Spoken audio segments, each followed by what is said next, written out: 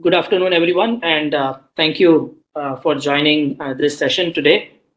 So we are going to start off with the IEEE part one, the Conference Organizers Education Workshop. This workshop will be held in two parts.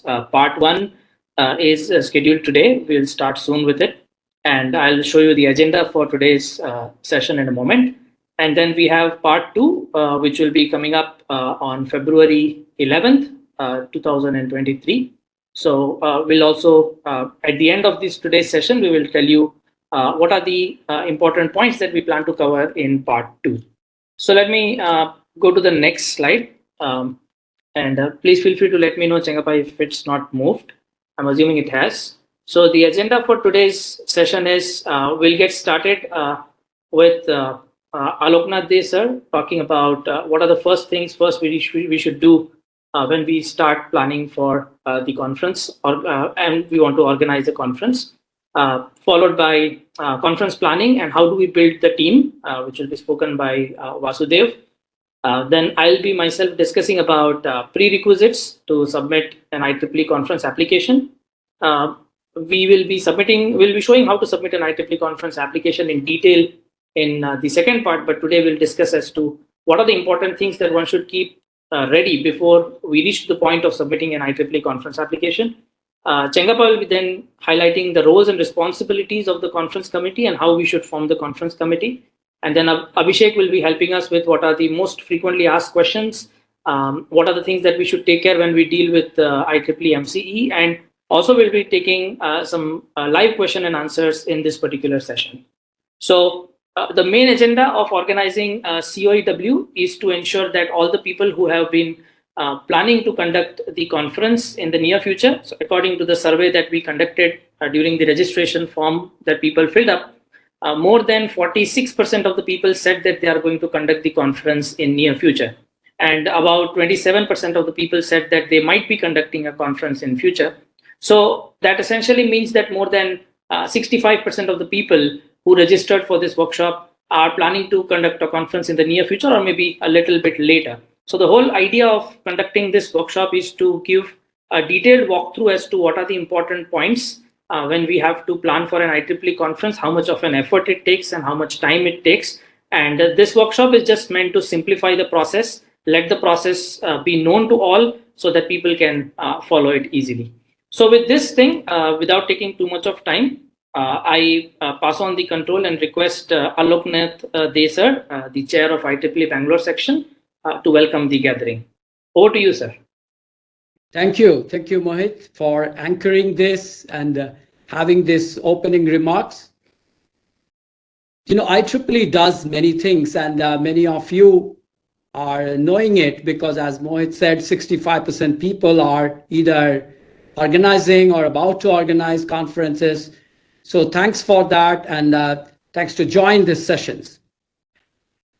Among all the things that IEEE does, I think one of the premium services is about conference. If there is one thing that people would like to know about IEEE, it will be about the conference. If you could little mute, yes. So I wanted to make in this first thing first, maybe 5 comments. So first of all, since IEEE is synonymous with conference, the quality comes to our mind. Whatever we do, there are many variants of these conferences. I mean, there are typical conferences, but sometimes you do an international level. We talk about national level, local, at college level. Conferences would be of various types. Now, we did this workshop in 2 parts.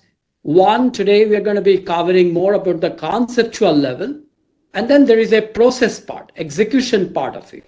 So I'm saying today, first thing first, but next day is more about last mile. So the executions, if you are not done, you are not done, right? Therefore, you need to take and make sure whatever we planned that we execute.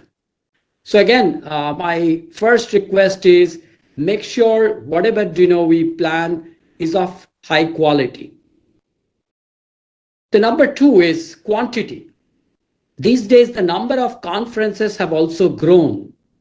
So I think wherever possible, if you are starting a new one, please try to see if such things exist. Please do some search.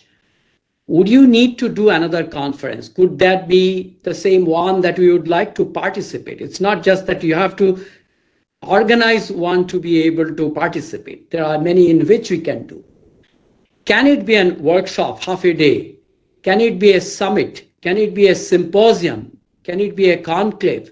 Are you talking about academic research or industry peoples are involved? Is there a panel? So there is a lot of things that we need to think it about quantity and quality together.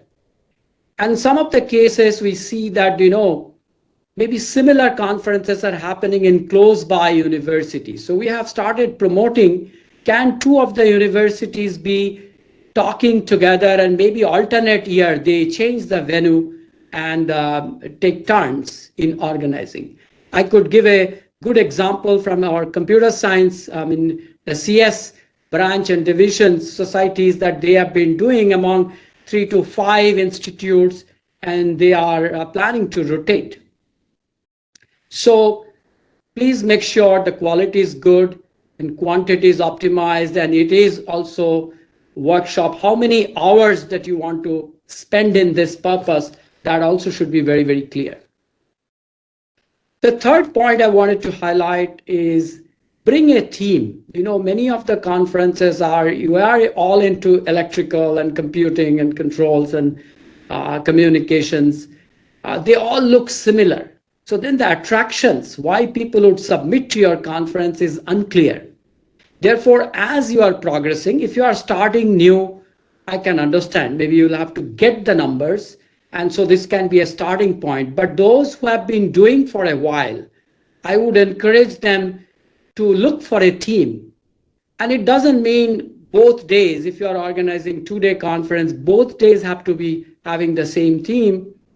But possibly one day focuses more on the theme, one day could be the general part. And if you have gone up to another level, then I think even both days can be on the same theme. For example, this year, we are doing this Connect. It will be in MSRIT 14th to 16th July. And we have chosen this theme of cyber physical systems, intelligent, connected, and trusted. When we are doing BTC in November, even though it's an industry conclave, but we said responsible AI, robust tech, and credible biz. When you put a theme, everybody starts to work together, and we don't take an easy path, because sometimes what happens is you may not get those papers, but that's an assumption. If we try hard, I think we can get it. So therefore, we have to push the boundary a little bit even through this. When we got the IndusCon, and it will happen in Mysuru in August, we have chosen this computational intelligence and learning systems. Now it's hard to get, but then there are societies like CS, CIS, many other institutes that are working, so we can approach and ask them to submit. So therefore, it's not just a simple e-notice that goes and you assume that people would do it and LinkedIn post. We can even target some specific institutes, industries to submit into that conference when you have a team. So it's an extra work, but it's worth the effort in my opinion. The fourth point I wanted to highlight is there is a flow, and this education workshop that we are doing is to take you through that flow. And Dr. Mohit will initiate, and then others will substantiate further. There is a general chair, there is a conference chair, local organizing, publishing, promotion, sponsorships. All of these are very vital for the success of the conference. So we have to think upfront, what are the things and how to prepare. And again, I will not go into details, but that's what will be talked about. And there is this process part, there is this discipline and a right kind of ordering that we'll have to do to make this event happen nicely. It's like a project management. If you have a critical component missed out in the early on, then you cannot reach their properly, something will be missed out. Are you planning for tutorial and other things? That's very, very vital. And the last point to sum it up is it's not just the speaker that you want to bring it. You could also do about your audiences. Audience organization is also very, very vital. If you do the audience organizations, then you could get that right support. So please plan early. We have made it like in international level, it should be like every year when you do, whichever is regular, like Connect, we can announce for the next year and start working towards that. So promotion, social media, sponsorships, and at the right time, we'll have to do that. Even for a webinar, I think 7 days notice. For a small event, 15 days, and a full conference, before the event, 30 days before the event, if we can freeze that content, we can start promoting. And many people who would not even publish in that, they could also attend and learn from there. But they need that time in hand to be able to do. So these are 5 things I wanted to highlight. Have the right quality, optimize for quantity, bring some themes if you have advanced it, form the right ordering committees, and please keep in mind not just the speaker, but design for an audience. Any event has to be designed for an audience with the right time in hand. So that's what I wanted to highlight, first thing first. And I'm thankful today Bangalore have taken initiative, Dr. Mohit, Vasudeva, Abhishek, Chengappa. Thank you for taking the initiative. And also Mysore and North Karnataka are also part of it. And in the part 2, they will also join. And it's a collective thing of the Bangalore sections with the 3 subsections. Please enjoy learning and apply it for all the conferences. That's one of the reasons why I put it in the January month itself, this education workshops, instead of doing it later, so that throughout the year, we could apply this knowledge. Thank you and enjoy. Right. Thank you, Alok sir, for setting the stage. Thank you very much. Just reiterating what Alok sir mentioned. So this is our workshop flyer, and for part 1 today, our theme is going to be deciding things related to the conference, building the team, learning, and then planning things. And as I said, for part 2, it will be mainly an execution process that we are going to discuss, which will be on 11th February, where we will talk, where the theme is how do we apply for the conference, how do we promote and bring in some sponsors, and then execute the conference, the most important part. And finally, closing is also very important. So we will talk in part 2, as you see the agenda is mentioned on the right-hand side, that one of the important point is how to prepare proceedings as well. What I'm going to talk about is the prerequisites to submitting an IEEE conference. So let me directly show you a small bit of a chart that I have prepared, and I will take you live through certain websites like the conference website that we have been working on. So I'll share the screen in a moment, and maybe somebody can confirm once it's visible.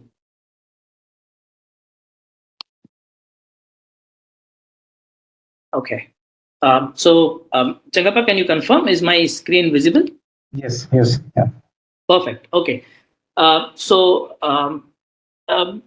I'm going to cover is so we have a nice little flow chart which kind of explains the entire process from top to down. Only on the top part today to try to understand what are the basic things we need till we reach the point of submitting an IEEE conference application. So you can see this is a full flow chart, but we will not go below this part. We'll just talk about these things, and I'll highlight some of the experiences that we have had in the past and what we should be careful about in terms of getting ready for the conference preparations. So first thing is forming the conference committee.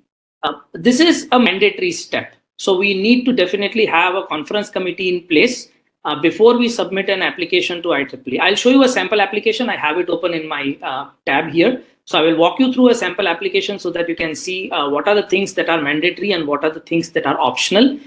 Even though there are certain points which are optional, but they are highly recommended to ensure that the conference application has a good probability of getting selected.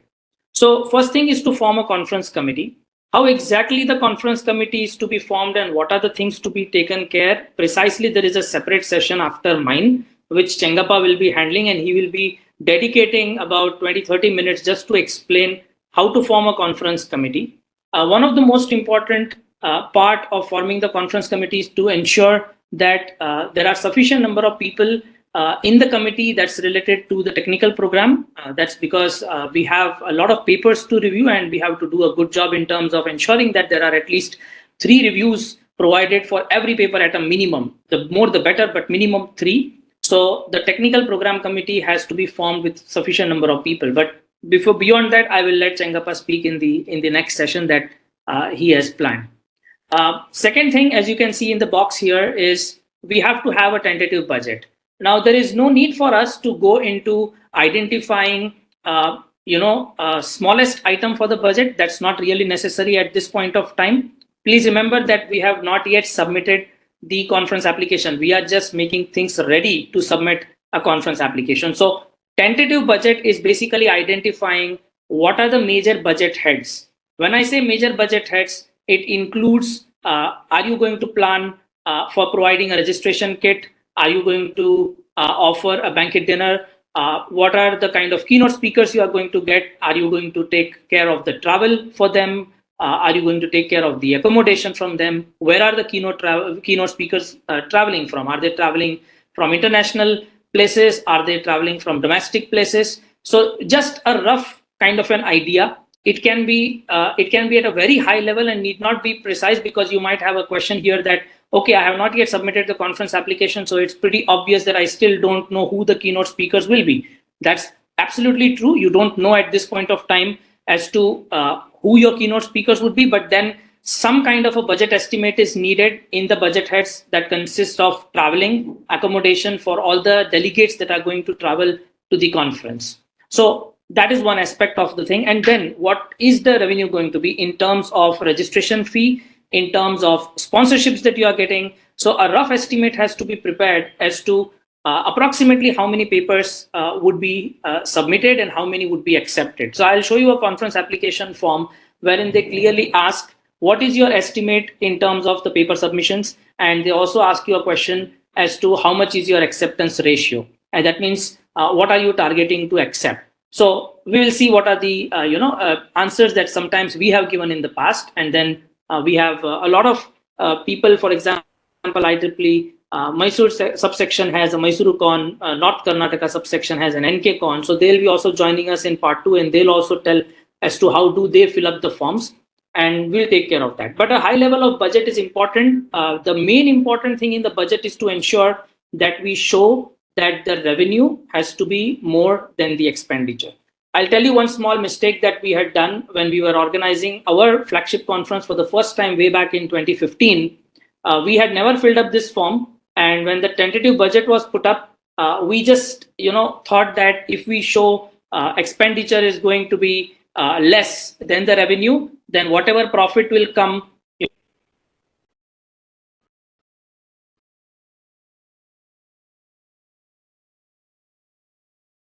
So what we ended up doing is we showed expenditure to be more and revenue little less. And we immediately got a query back from IEEE headquarters saying that, no, you cannot have a conference planned that is already running in losses. So you need to show proper expenditure and revenue, and your revenue should be certainly more than your expenditure. Of course, there are incidentals that can happen, and there can be a situation where you end up into losses, but that's not the thing that you plan in the beginning. You're just given the content, so I have prepared. Okay, can I send? Shall I send the? Am I audible?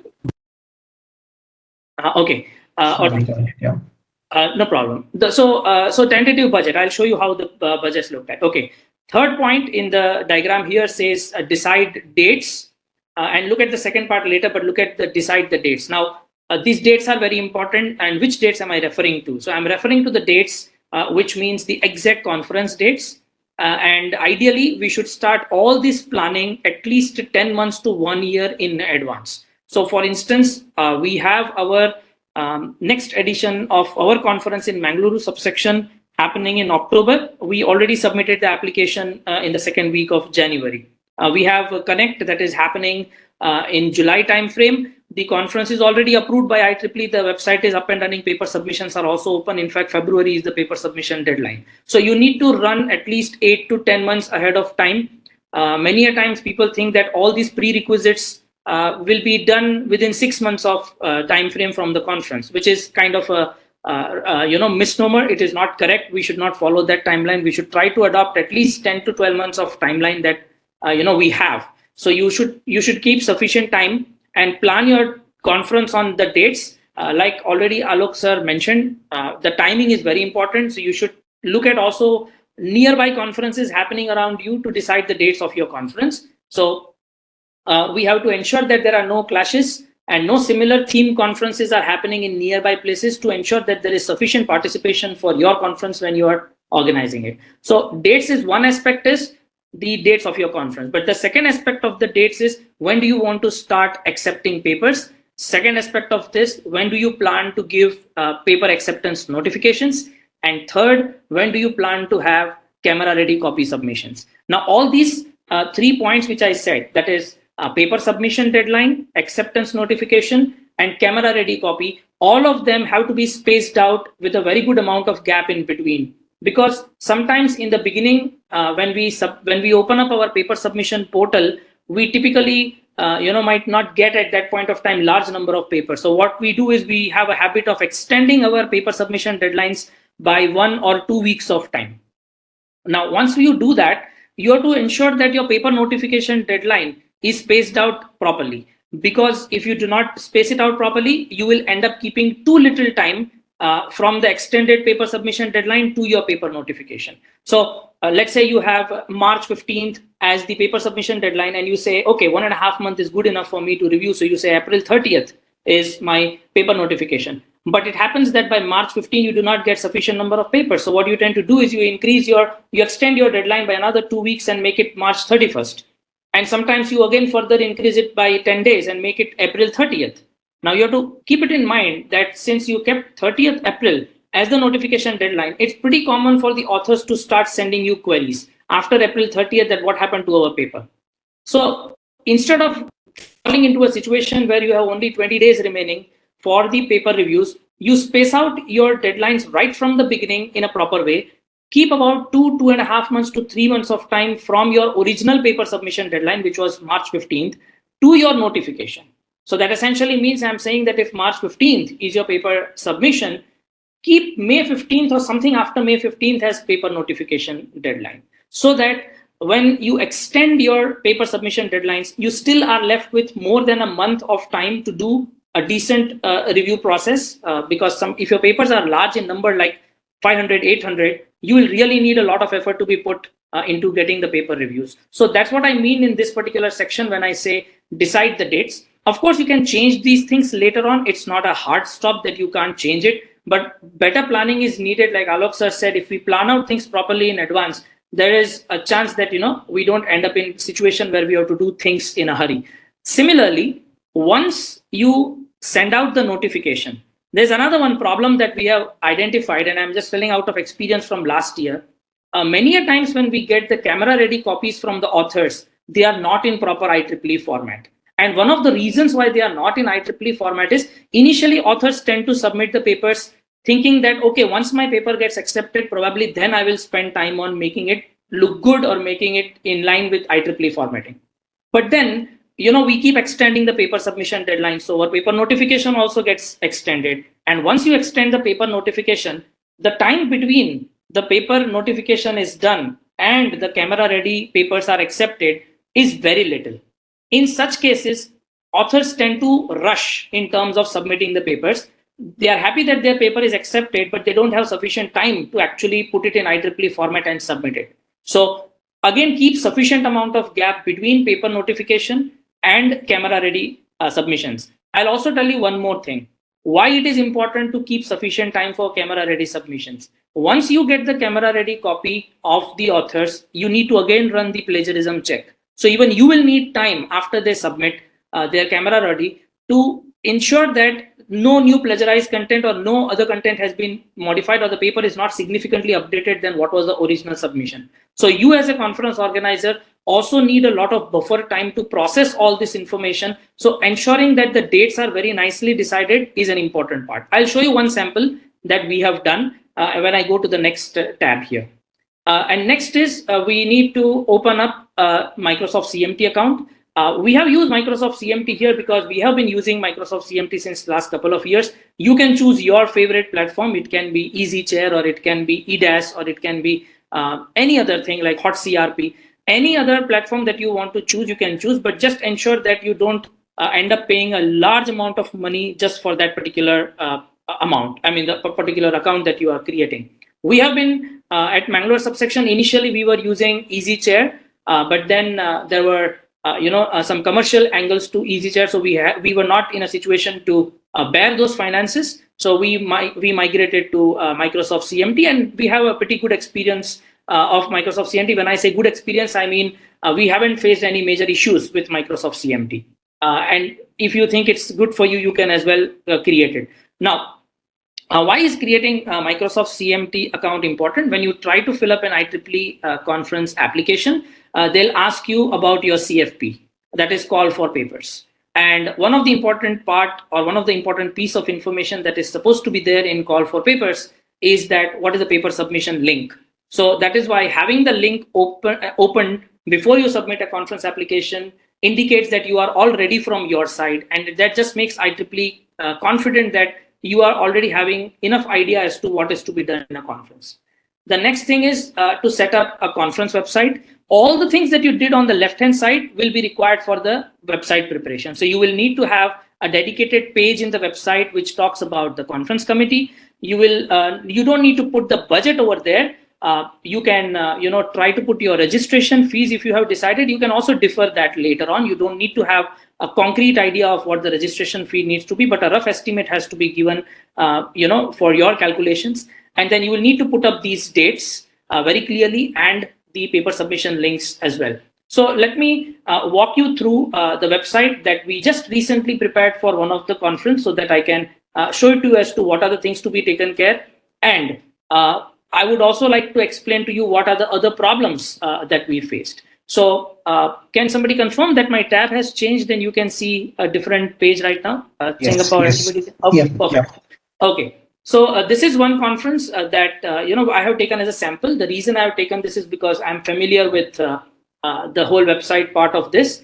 You can also take a look at our IEEE Connect or our MysuruCon or NKCon conferences, and you will see almost similar kind of pattern that you will see. So one of the things that I want to emphasize when we are preparing the website particularly, you can see here the title that we have given is 2023 International Conference, and you will not see IEEE in the title of the conference at this point of time, because you have not yet submitted the application to IEEE and your application is not yet approved. So it is not recommended to use the word IEEE unless you get an approval from their side. Of course, I have put the Bangalore section logo, Mangalore subsection logo. I have written in English the word IEEE, like for example, you can see it says organized by IEEE Mangalore subsection. That is okay because it is an organization name that is organizing the conference. Our host institute, for example, is Sahyadri Institute in Mangaluru this year. But you can see that we have not used the word IEEE in the title of this particular conference. So if I go down, you can see again here about 2023, we just say Discover. We don't say IEEE Discover. At the same time, you can see previous editions. Why I consider that when we make a website, this is a very important point, because this gives confidence to the IEEE headquarters when they review the application that this is not the first time you are conducting a conference. On the contrary, it can be the case that people who are listening right now, most of you might also be from the situation where you are organizing it for the first time. That's totally fine. You might not have this particular section, but if you have ever conducted conferences in the past, having links to those conferences and those proceedings always adds value. It's not a mandatory thing, but it's a good feature to have. It's a recommended thing to do. So you can see here, this is the title, and this is another important thing which I have written in red color, and that is something that we do intentionally, that we say that the conference application is submitted, the conference application hasn't been approved yet. Because if you would like to see how an approval looks like, then we will say conference record number, and then a 5-digit record number is given to us once the conference gets approved. So the point is, important point is that here conference application submitted in couple of places it will come. Once you go to paper submissions also, which I'm navigating here. So here also you can see we have written conference application submitted. Now I'll tell you one experience from 2018 edition that we had. You can see what we have written here. The accepted and presented papers will be submitted for possible publication in IEEE Explore. What we had done a mistake in 2017 or 2018 edition of this particular conference is we had written accepted and presented papers of this conference will be published in IEEE Explore Digital Library. After a couple of weeks, we got an email directly from IEEE headquarters mentioning that you cannot claim and promise the authors that the accepted and presented papers will be published. You will be only submitting to IEEE Explore, and it is IEEE Explore team that will decide whether the proceedings are worthy enough to be put up in Explore Digital Library or not. So you cannot make a call by yourself. You have to submit the proceedings. We will review the proceedings. And if everything is in place, then we will accept your proceedings. So I requested them that what would be the best way we can put this on our website. And they gave us directly this sentence, which now we always follow. So we clearly mentioned that accepted and presented papers will be submitted for possible publication. We do not promise the authors that they will 100% get published, because even after your conference is over and you have collected the papers and now you prepare the proceedings and submit, issues can happen, which we will discuss in part 2, which is not the agenda today, but we will discuss as to what kind of issues can happen. And in the past, several people have reported that, they submitted the conference proceedings, but it was not accepted. Even just 2 weeks back, I was in a college and they said, we are very scared to apply to IEEE conference because they did not accept our proceedings into Explore, and we had to face problems and try to get another publisher and authors were not happy with it. Of course, authors will not be happy because they wanted it to go to IEEE, but instead it went to something else. So the paper submission details are here. And as you can see, if you go down here, we have opened up the, a link, which is a CMT link. As I said, it can be anything that you would like to open up. Now, we have a committee, which of course, Chengappa will talk about in detail, but I'm just walking through quickly as to how the conference committee looks like. There are some things that are mandatory and some things which are optional, and he will talk about that. And when you go to submit an IEEE conference application, you have to provide some of these names. I'll show you some of the sample names that we provided. So this is the committee page. This is our call for papers. Call for papers link is optional. But it is always recommended to have call for papers in place where you talk about the different tracks that you want to have in this conference. Going back to what Alok sir said, that it is always good to have certain themes decided for the conferences to ensure that there is no repetition happening. So for instance, we have 6 tracks in this conference. So we have just listed what are the topics here.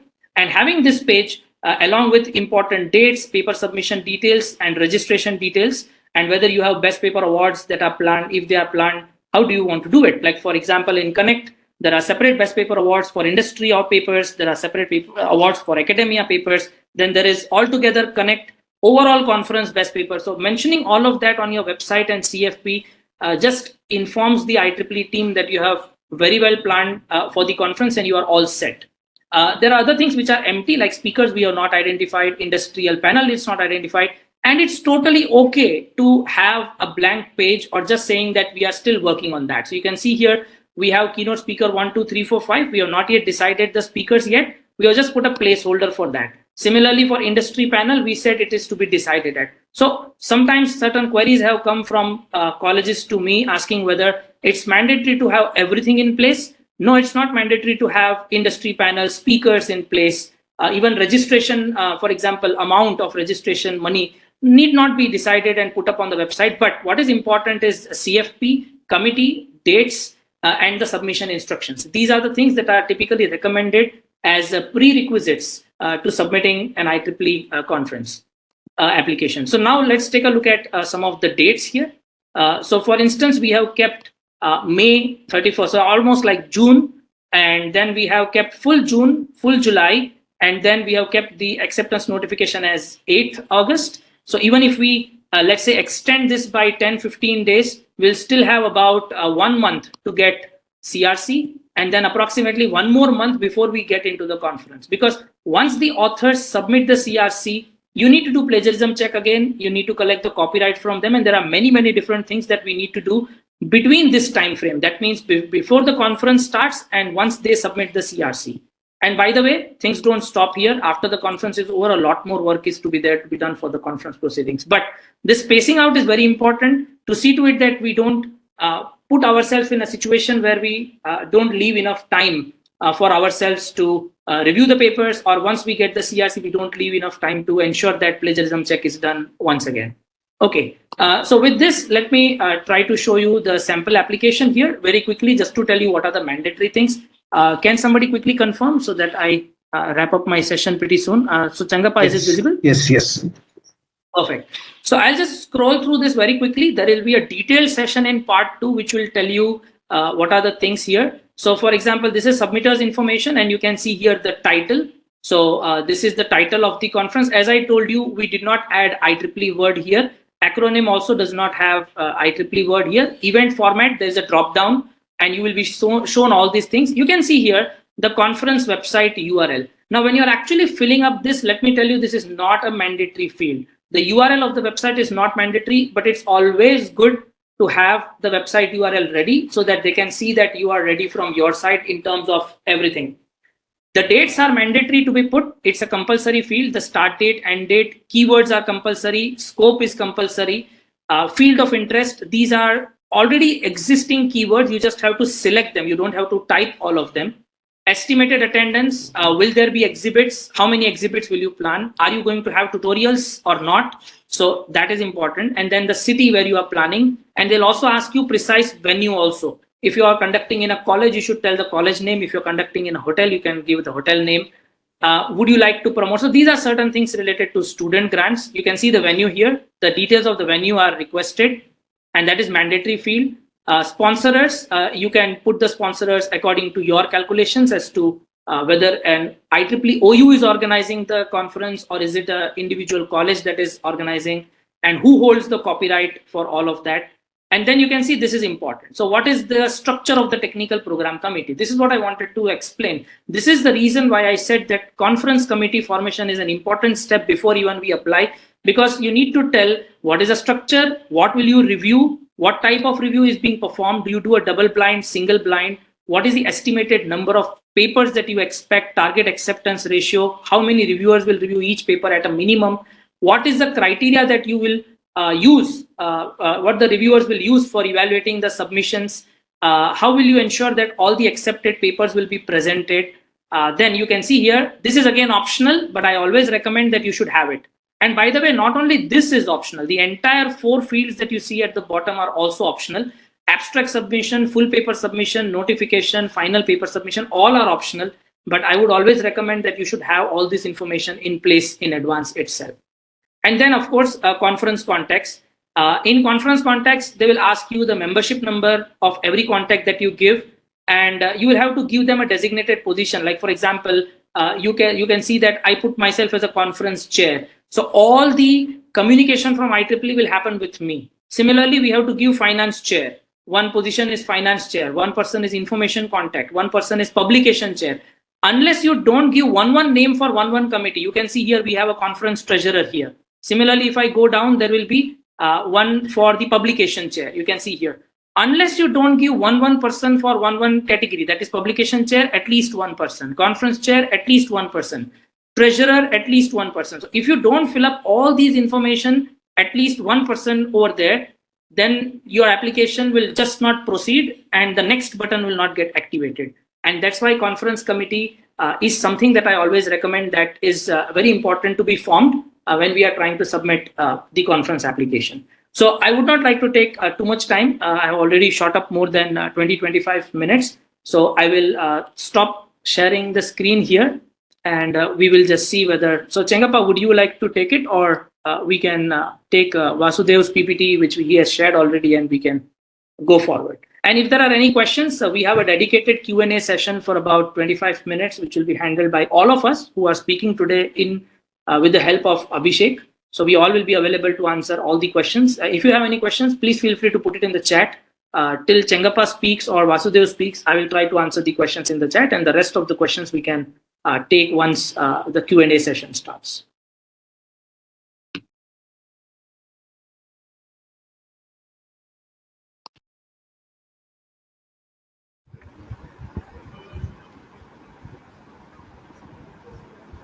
Good afternoon. Hope I am audible. Yes, we can hear. Yeah. Yeah. Just to give a overview about conference planning and team building. Of course, I am keeping all engineering colleges or any other colleges in my mind, where resources in terms of human resources or anything like that may be restricted. In such cases, how we can plan conference, how we can build the team, etc. Of course, I will not be detailing in this aspect very much. Of course, what we require, that is the point that is to be considered here. Next slide. We have to plan why, when, what, where, how, who. Because any institution, if you plan that, okay, we can go for next slide.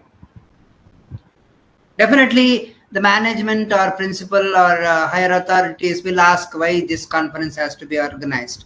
So sometimes we intend to organize or host a conference at individual level, but when you talk about talk with the management, definitely they will ask why this conference has to be organized, what is the benefit, what is the outcome, etc.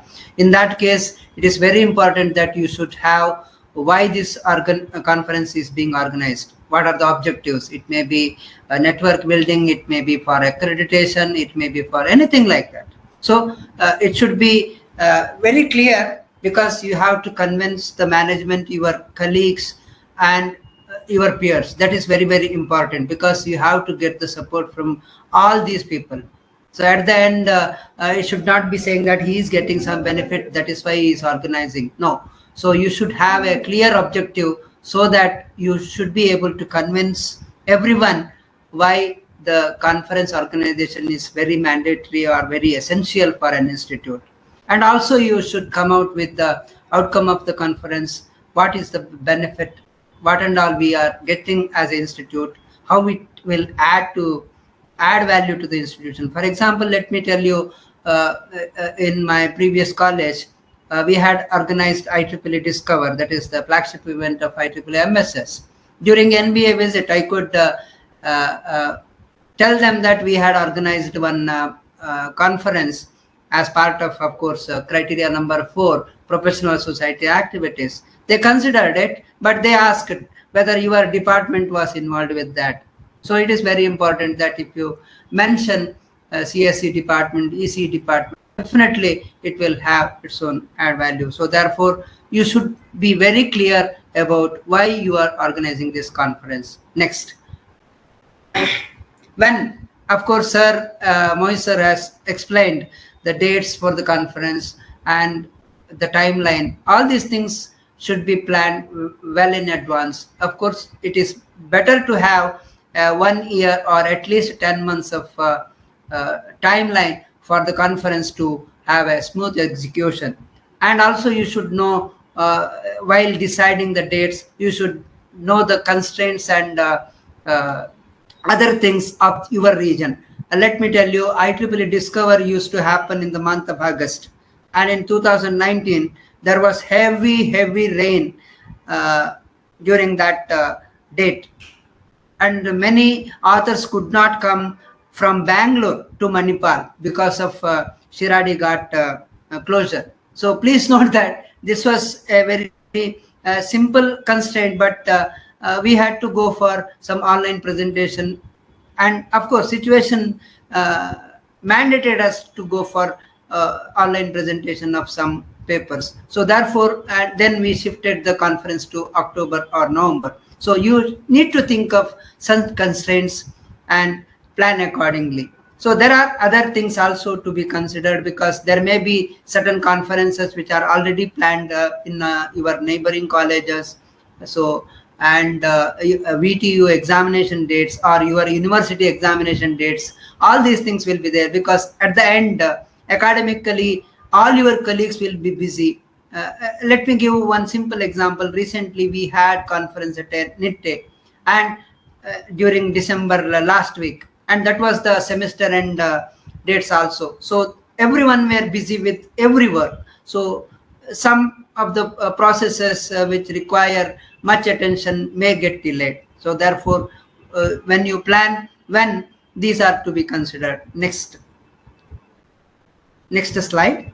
So what? Definitely title of the conference, tracks and subtracks, topics to be covered, how many keynotes you want to have, invited talks, all these things you need to have. And also budget is very crucial, because to convince the management also, this is very important.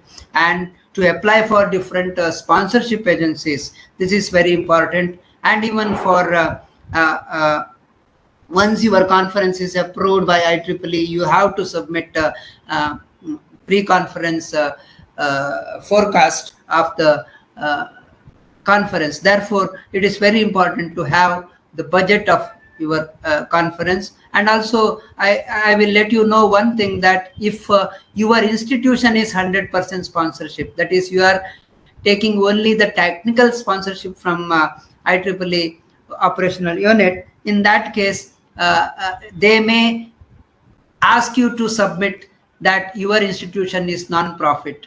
So recently in our institution, that is NMIT NITE, they asked for that whatever the trust that is being mentioned as 100% sponsor, financial sponsorship, you have to submit the trust is non-profit organization. So that such documents need to be kept ready. So, and other activities, definitely, whether you are going for some cultural activities or dinner, all these things, because these are very, very important. These will decide the budget and the human resources required, and resources like seminar hall, auditorium, etc. all these required. So therefore, you need to plan this also. Next.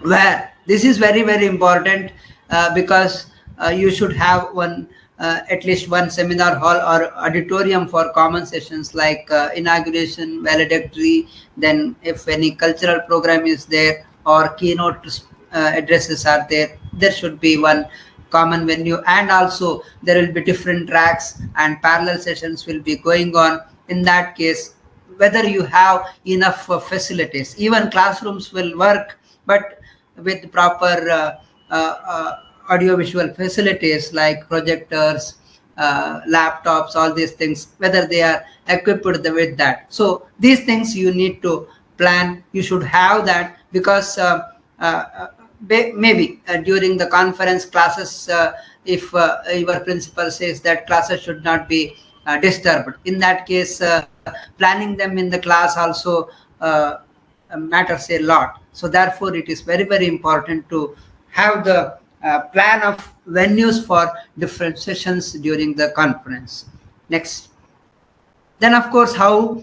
So complete timeline for the conference, that is when you are going to start, and how the technical program committee will review the process, all these things, who is going to do that, how it is being done, whether you are, sometimes we can outsource certain things to some agencies like event management, or even IEEE helps in publication proceedings and all. So in that case, whether you go for it or not, that you have to think. And tentative flow of the program, because whether you want to have parallel sessions, all these things have to be considered. And how you are going to get the financial support to the conference, whether you are applying for sponsorship, if you are sponsorship, where you are approaching, because certain funding agencies will have their own requirements, so that you have to consider. Then conference management, definitely you have to plan. And lastly, very important, next slide, who. This is very crucial. Please note that the team of committed members is very important, because there are main important points are there. First one is the publicity of your conference, and then comes technical program committee, that is reviews. Of course, reviewers will do the reviews, but the quality of reviews, all these are there, but again you have to consolidate all the reviews and you have to come to certain conclusions. There should be one person to coordinate all these activities in your team.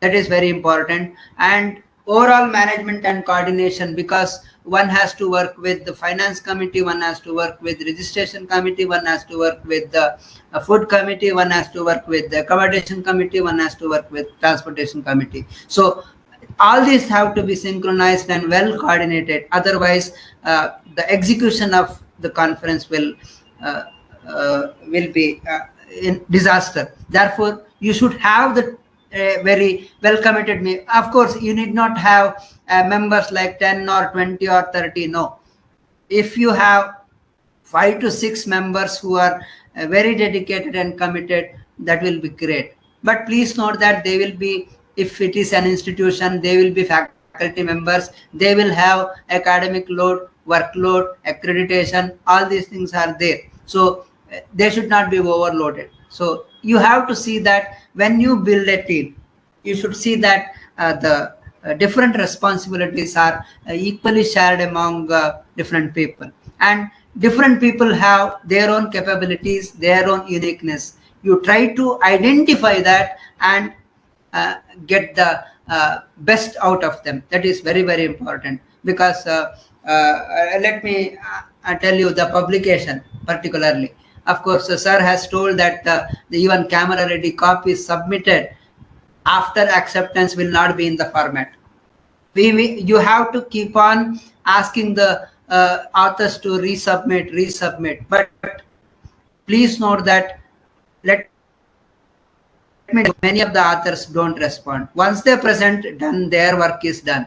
They think that their work is done. It is our responsibility to publish in IEEE. So in that case, we have to be very careful. There should be one person who can modify. Of course, they cannot modify entire document, but at least minor modification, fine tuning. If one person is there in your team, that is great. So you should have a team which includes all these types of people. So there should be maybe for different aspects, there will be you need to have at least one person who can take entire thing on his shoulder and who can get the things done by his peers or his students or his friends. That is a great thing. So therefore, it is very important to have the team, a strong team, committed team, because in some cases, please note that once the conference gets over, soon after 1 month, we will get a notification from IEEE saying that proceedings are remaining to be submitted.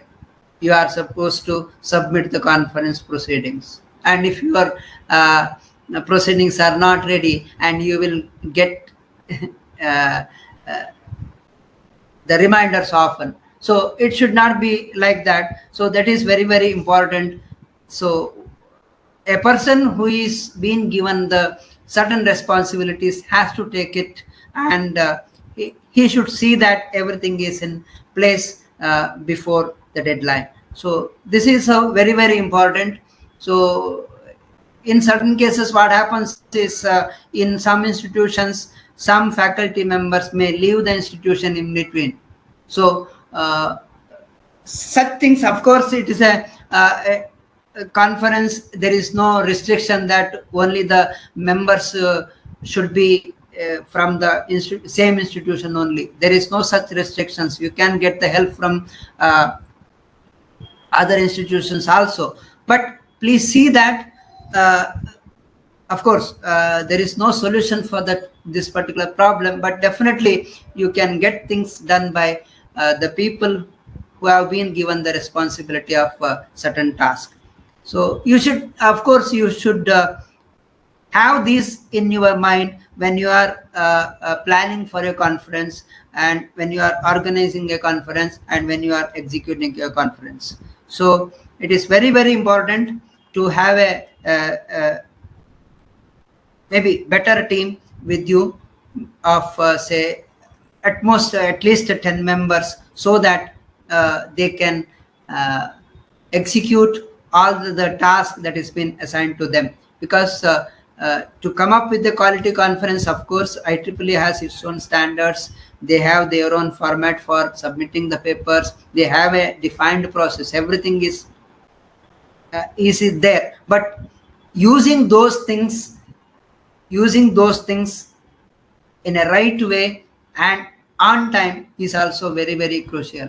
Because definitely even your team members say that, sir, I have this work, I have to submit my internal mark, and I have valuation work. All these things definitely will come. So that is why when you plan for the conference, all your academic schedule has to be checked out, and all the works that is been assigned. For example, one faculty member may be very good in documentation, but if he has been given the accreditation work, say NAC accreditation, and if he is having that particular work immediately, maybe within 3 or 4 months he has to submit SSR. In such cases, it is better to avoid such people. So don't overburden any of your colleague, but see to it that you find a right person for right task, and you see that they will complete that particular task in right time. So this is how the team building has to be done. Definitely it will be a Herculean task, but I don't say that it is not a impossible task. And for example, when I was in previous institution, that is Sri Madhuvadi Institute of Technology and Management, we 6 people, of course it was an online conference, we 6 people were able to execute complete conference in befitting manner, and we could see that our proceedings were in IEEE Explore within 1.5 months of conference date. So with this, I conclude. Thank you.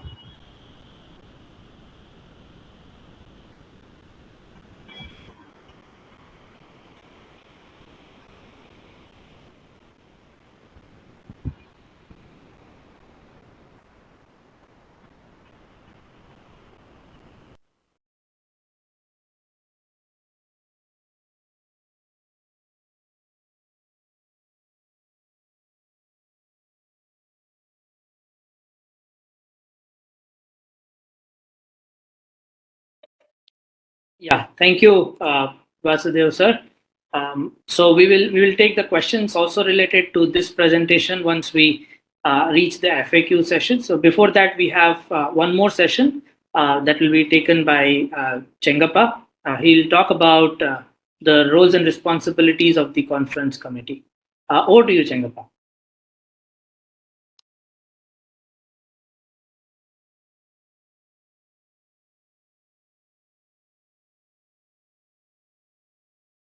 Yeah, we can see the screen.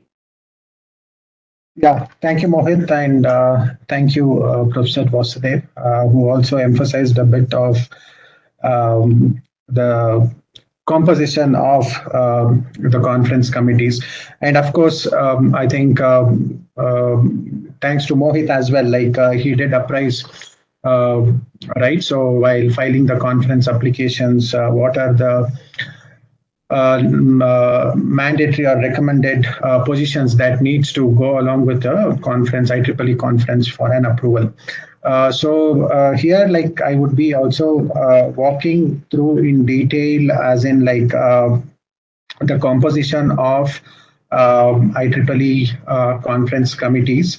However, again, the yardstick is the conference committees listed out or discussed here would be good to have. But again, so there can be some tweaks done with respect to the respective conferences which are like organized by respective institutions, right? So there would be like set of mandatory positions and committees who would be coming in as chair, and that are like necessary, and others are like good to have. Nevertheless, like we would be like seeing the entire flow of the constitutions of this conference committee and who are the people who would be engaged here so again, the other yardstick or guidelines while we are discussing the conference committee, considering this to be an IEEE conference, the people who constitute this committee should be active IEEE member, except for the members of the technical programming committee, as in like the people who come in as reviewers, right? So the reviewers need not be IEEE members. Say, suppose like if we are doing a conference of a particular theme, it need not be that we need to like go with only IEEE members for reviewing a paper in that particular conference. So nevertheless, the major committees and the chairs should be an active IEEE member. It is mandatory to form the conference committee before filing an application, IEEE applications to MEC. So that aspect is already covered by Dr. Mohit. So we will be looking in a bird's eye view, or rather a nutshell, like what would be the roles and responsibilities of the committees. So we would be starting with steering committee, which would be like formed by people who have been associated with IEEE since a long time. Or probably if we are doing a flagship conference, right? So IEEE Bangalore section has this Connect, which is running in its 9th edition this year. So we constitute the steering committee members as like one of the founding members who started this IEEE Connect. So if we specifically see the steering committee members, these are the past organizing and the general chairs who have conceptualized and organized the Connect every year since when it was started. Nevertheless, the steering committee is typically constituted of IEEE fellow chairmen of the respective sections, subsections, or even IEEE societies, right? So the objective of this committee is to provide inputs to the general chair to define a scope and purpose of the conference. So moving ahead, like we also would recommend advisory committee, again, who would be like sort of playing a role to empower the general chair in terms of providing strategic advice. And essentially, these advisory committee members is formed by people who bring unique knowledge and skills of organizing IEEE events, and particularly conference as well. And again, so if the conference is based on specific theme, the advisory committee can also constitute of expertise or the pioneers in that particular area as well. So moving ahead, like we have the general chair coming in. So we need to define a general chair who would in fact like overlook the end-to-end activities of a conference by seeking timely updates from the other committee chairs. So as and when we go through, like we see like who would be the program chairs, the organizing chairs, the technical program committee chairs.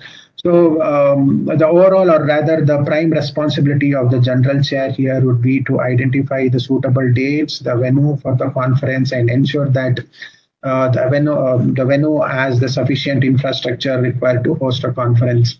So again, so keeping our lessons from pandemic, so we are coming out of a pandemic. So 2020, 2021 did see a major shift in how we do and conceive IEEE conferences, going in full virtual mode, right? So now we are sort of coming out of that mode where we are also doing most of the conferences in offline mode. To a certain extent, we also do and see that whether if we can do this in a hybrid mode, if in case if there are any participants who is abroad and not able to travel within the specified time for the conference, if we can accommodate certain authors to present online.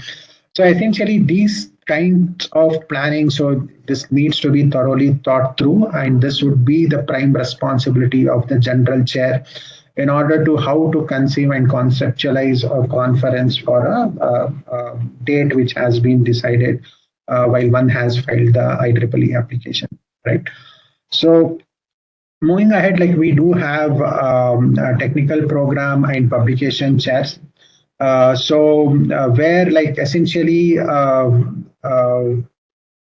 they look into and rather like closely work with the program chairs, and the prime responsibility of this particular committee constituting of TPC chair and publication chair would be to essentially have a high quality review for the papers that are submitted for a particular conference. Invite sufficient reviewers, and as I said again, so reviewers need not be an IEEE member. So if we have people who are working in specific domain of the specified track, they can reach out to them, request them for becoming a reviewer, and then see if they are able to review the papers for certain tracks. Create the CMT account for the conference, submit the conference applications to IEEE. In fact, like register the conference on IEEE PDF Express portal, register for the conference electronic copyright form. So essentially, when we file the application also, right, so this is one of the role that needs to be predefined as to see like who would be like taking in charge of defining these or rather like working on this portfolio. As in like this would be like sort of like forming the crux of the conference, where we also need to review and approve the letter of acquisition, which would be used for preparing the proceedings. Prepare a detailed instruction manual to provide and give a review guidelines for the reviewers, and also do a plagiarism check before, as in rather before even itself going to the reviewers, right? So we do have this practice in IEEE Connect, wherein before itself, like we open up for the papers to reviewers, the TPC chairs would do a quick review of all the papers, and they do have some certain guidelines. If certain paper is not matching with the plagiarism percentage which has been defined, and also they do the desk reject with this initial sort of screening, right? And also certain conferences recommend that the paper should only be of 6 pages and not excluding 6 pages. So if there are certain checks and balances which would be like taken care by this TPC chair. So in fact, we can like also was discussing with Dr. Mohit that he has in fact like constituted a document with detailed roles and responsibilities of what needs to be with certain committees. So we are planning to put this into a document and also roll this out to all the student branches and all the members of the section who are interested in doing a conference. So we would be like collating the responsibilities under each of these committees, each chairs, so that like you can review that and then see like how you can plan for like organizing a conference in your respective organizations, right? So next, like we do have organizing chairs, right? So organizing chairs usually coordinate the non-technical aspects of the conference. And some of the important aspects which are like managed by organizing chairs could be setting up a separate email for conference and monitor it regularly. So as Professor Vasudev was just mentioning in his previous session, right?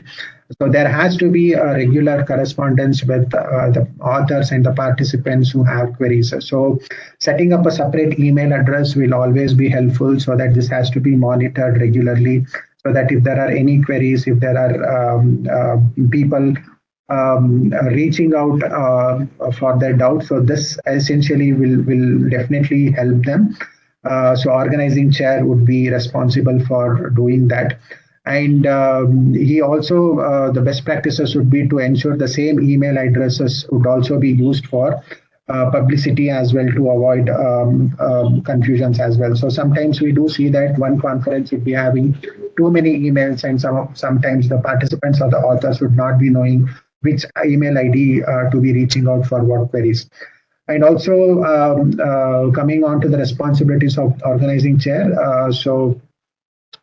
He in turn, like as in like he would be like monitoring the this particular email address, and then like we can he also can like forward this for the respective committees also, ensuring that these can be resolved quickly.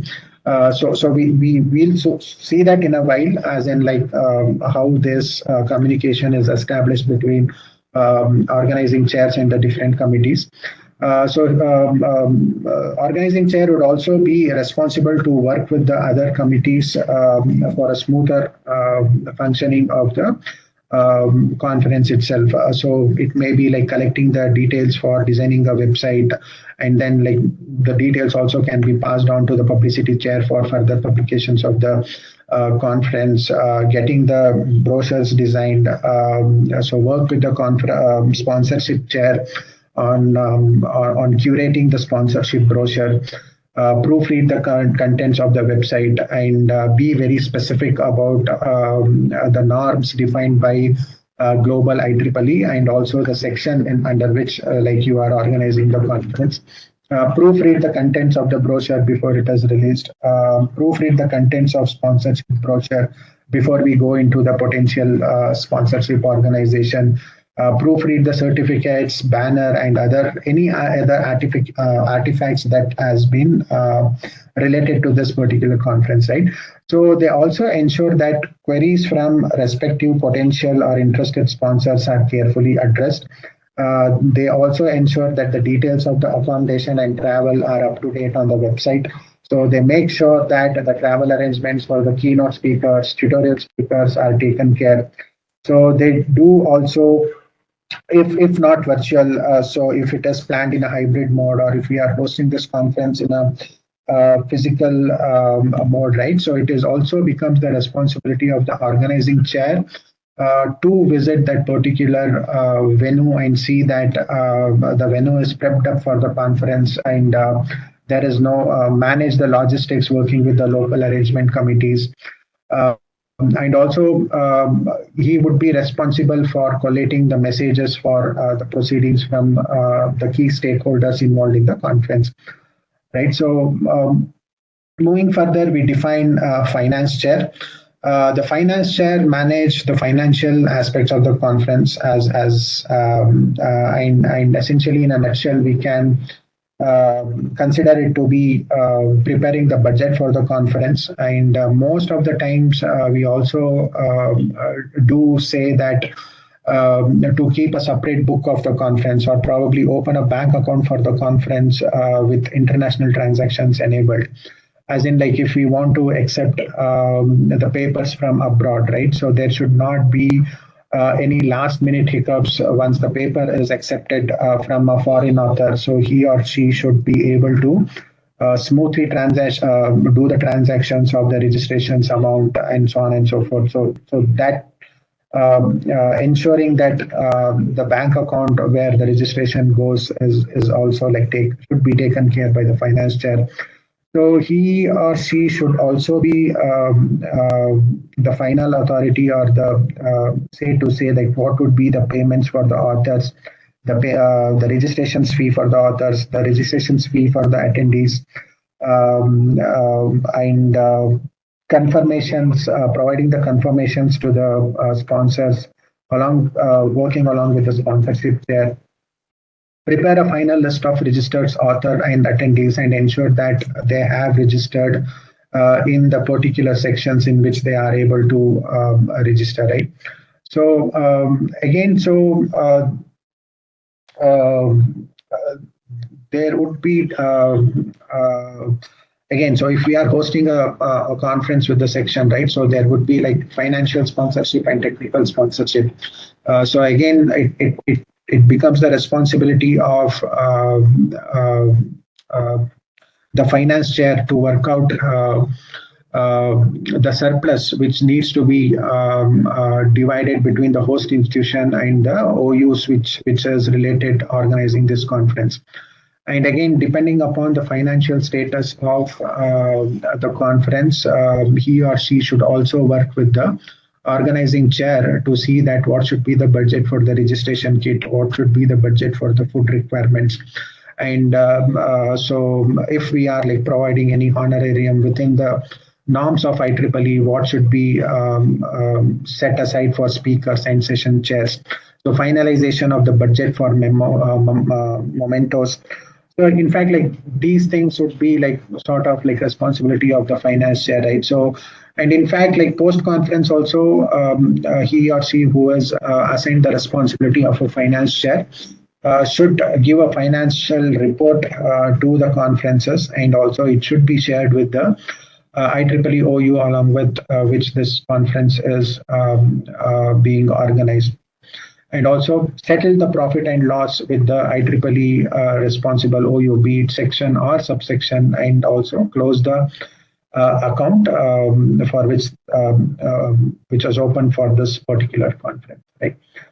So working in tandem with finance chair, like we can also define a sponsorship chair who would be like sort of focusing on getting the sponsorship for this conference. As I said, like he in fact like take a lead in designing the sponsorship brochure, coming up with the different packages of sponsorship for a conference. We define platinum, gold, silver, and bronze, and what should be the different packages, and identifying the potential organizations to which we can reach out for sponsorship.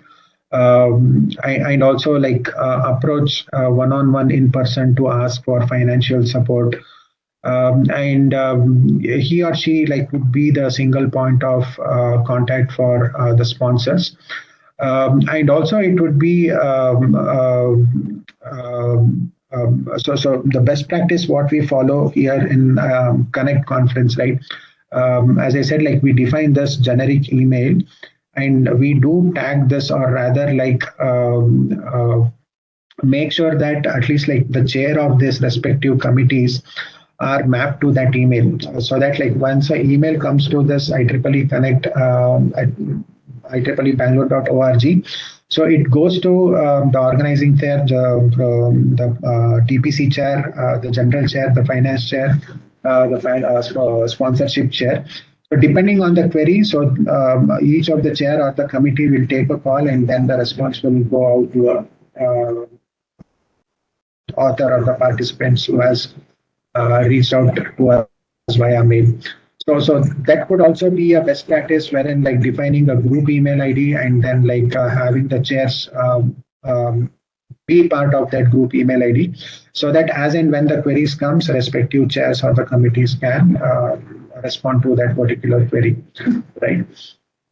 So once we get a sponsorship from certain organization, it also depends on the sponsorship chair to communicate with the finance chair and the organizing chair, and to ensure that their logos are added to the artifacts of the conference, be it banner, be it certificates, be it proceedings or registration kits, depending upon the different packages that we have defined, and whatever we have ensured in that packages. So sponsorship chair should be responsible to ensure that these things are met and that we are delivering this for the sponsors as well. So post-conference, the responsibility would be to prepare a conference summary and then also share that with the sponsoring organizations as well. So we do have a publicity chair and who would be responsible for, in fact, like configuring the conference website before the application itself is sent to IEEE. But again, along with this publicity chair, like what we have done is we do define this designing or web and IT committee as well. So most of the time, considering the pandemic, right? So we had to leverage a lot more on the social media, and we saw that like as much as we engaged with our potential members and also prospective authors and participants from the conference, we had to create that hustle online, because that was only a way to promote our conference in the pandemic times, right? So we had a dedicated publicity chair and a publicity committee who was in fact like looking only into pushing the regular notifications of the conferences on the social media handles. So he or she who has been constituted with the responsibility of the publicity chair would be like designing the conference brochure, would be like reviewing the along with so once this brochure is ready, so he would be reviewing this along with the organizing chair and see that we are meeting all the IEEE norms and really communicating what needs to be communicated to the prospective authors and participants. Publicize the conference brochure by sending emails to the potential participants and authors. Register the conference on probably the external third-party conference management tools. Frequently see that the website has been updated with all the details. So initially when we formed the website, right, so it would be a skeletal information about the conference, as in like we would be just defining the committees. So as and when we define the program structure, the program schedule, so it also becomes the responsibility of the publicity chair to work with the IT team to see that the regular updates are pushed into the website, and also see that via website it is also translated into the social media handles as well. So again, he or she would be responsible for widely publicizing the hard deadlines, the conference dates for the important dates for the conferences, and also prepare the invitation letter and a notice for conference inauguration and valedictory. Say suppose like if we are inviting some keynote resource person, right? So the publicity chair would be responsible for drafting the letter and sending out the invite to them, and also work closely with the local arrangements committee to see that on ground also like there are sufficient banners and posters which are being circulated at the venue, and also at potential places where we can garner more attention for this conference, right? So we defined registration chair whose primary responsibility would be to collect the registrations, to in fact like to get the list of the registered authors from the organizing chair, as he would be like anyway overlooking the end-to-end process of registrations as well. Consult the finance and the sponsorship chair for budget of the registration kit. Finalize the items to be provided in the registration kit. Prepare a soft copy of the certificates and get it reviewed by organizing chairs. Purchase the items for the registration kit and submit the bills to finance chairs. You would also be responsible for printing the certificates and submitting the bills. Collect the fees receipt from the finance chair and also put it into the registration kit, in fact, for the authors whose paper has been submitted. But again, so these were traditionally followed, but again, like since we opened up for all virtual considering 2020 and 2021, most of the things are streamlined online. But again, these are good to have. But again, we can also see an alternate way to how to give them the receipt digitally and try to see that once the registration is done, end-to-end is taken care on the same day, and the author comes to the venue, just presents the paper, collects the registration kit, and goes away happy. So probably we can also put more digitization and automation in this process. And also, if there are, it would be good to set up a registration desk, which most of the conferences usually do on the day of the conferences. If there are any queries or if there are any last minute hiccups to address, So this would be like taken care by the registration chair, just to see that the authors coming in and who have registered have a seamless experience during the conference.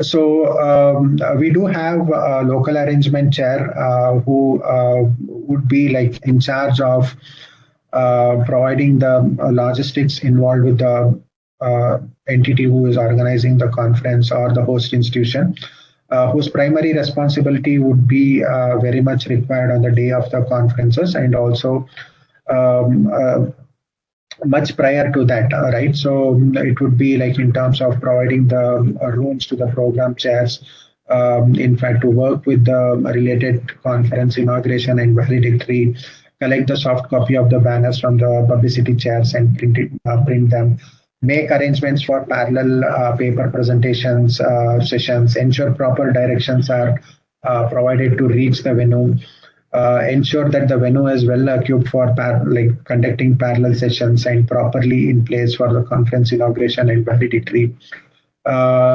He would also be responsible for essentially taking care of the preparation of the stage, ensuring that each room is equipped with the necessary items so that it facilitates the seamless paper presentation from the authors.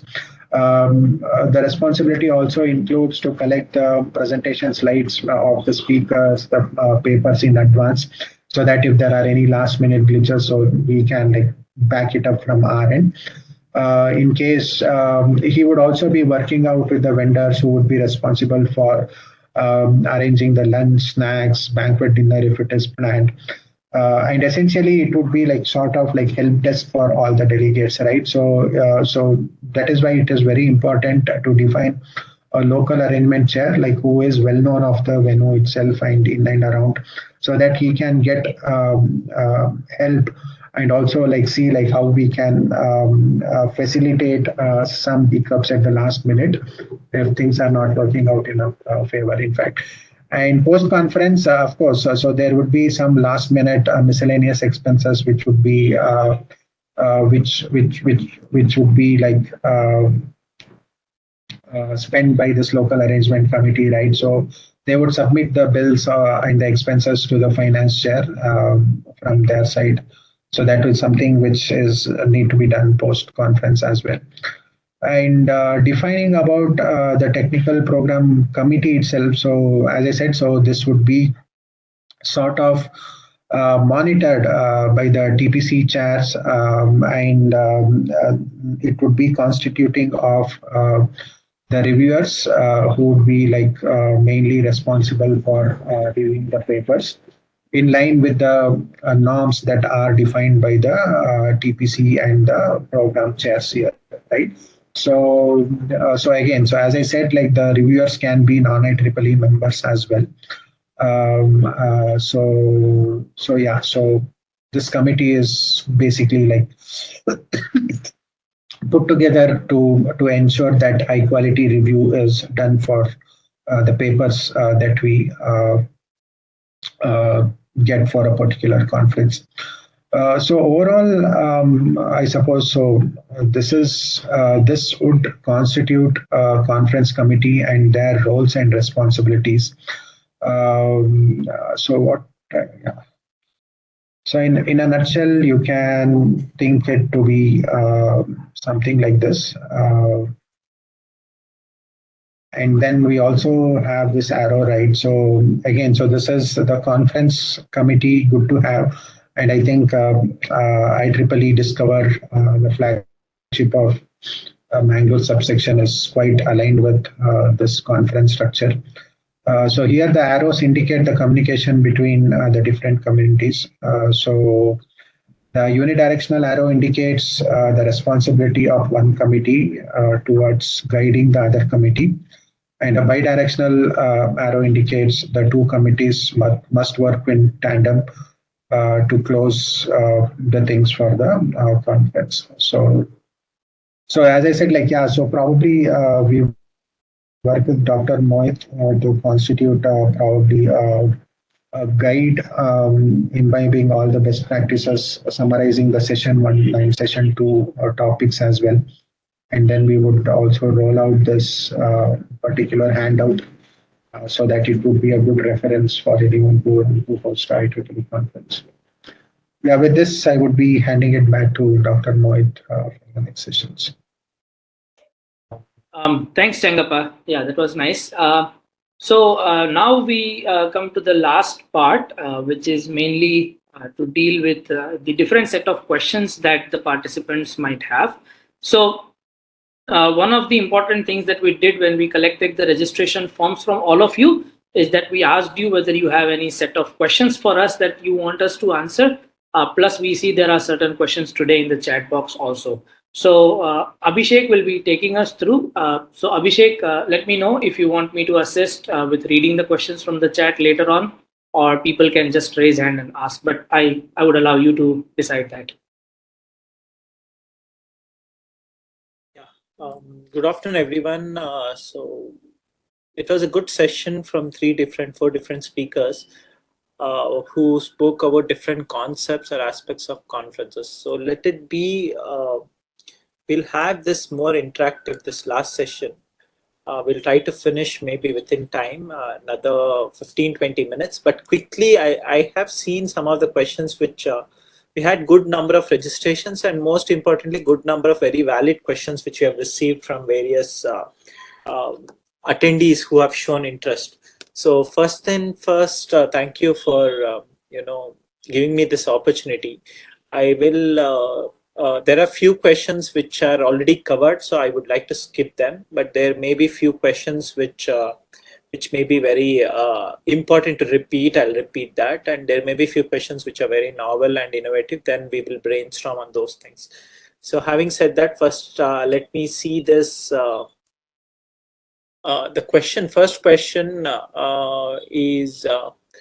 What are the benefits we can get as a student being IEEE member? I guess this is a wrong forum, but I would just suggest go to students.ieee.org. It has, so much of materials which will give you lots and lots of experience of how you can be IEEE member, starting from how you can become till what are the benefits you can get from being an IEEE member. Or also, if you are a student of college, just go and talk to a couple of faculties who are IEEE members and also a branch counselor. So have a recording of this session. Yes, we have recorded our previous versions as well as this year's. Also, we'll put it in one of our YouTube channel. Please follow that. You should be able to dig out all the information, whatever you want. So what is the procedure to conduct conference for the first time? It's the same procedure what is been explained till now. There is no change in the procedure.